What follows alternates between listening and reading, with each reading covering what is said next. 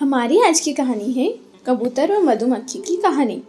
एक समय की बात है, एक जंगल में नदी किनारे एक पेड़ पर कबूतर रहता था।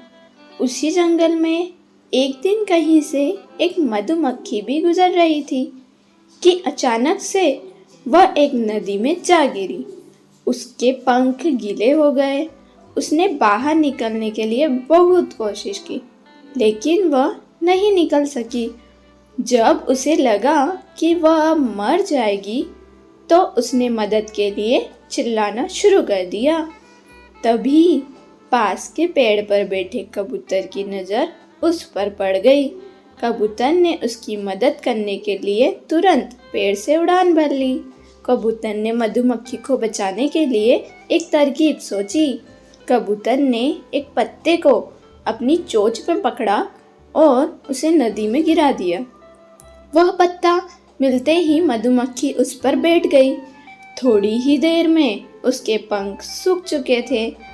अब वह उड़ने के लिए तैयार थी। उसने कबूतर को जान बचाने के लिए धन्यवाद बोला।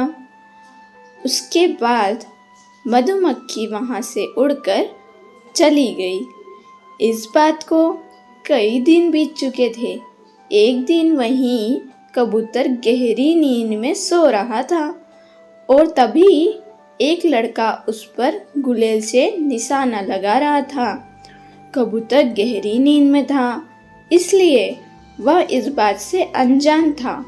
लेकिन उसी समय वहाँ से एक मधुमक्खी गुजर रही थी, जिसकी नज़र उस लड़के पर पड़ गई। यह वही मधुमक्खी थी जिसकी कबूतर ने जान बचाई थी। मधुमक्खी तुरंत लड़के की ओर उड़ गई और उसने जाकर सीधे लड़के के हाथ पर डंक मार दिया। मधुमक्खी के काटते ही लड़का तेजी से चिल्ला पड़ा।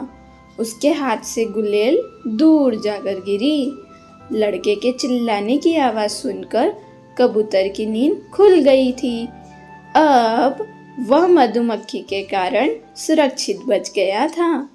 कबूतर सारा माजरा समझ गया था। उसने मधुमक्खी को जान बचाने के लिए धन्यवाद बोला और दोनों जंगल की ओर उड़ गए। कबूतर और मधुमक्खी की कहानी से हमें यह सीख मिलती है कि हमें मुसीबत में फंसे व्यक्ति की मदद ज़रूर करनी चाहिए।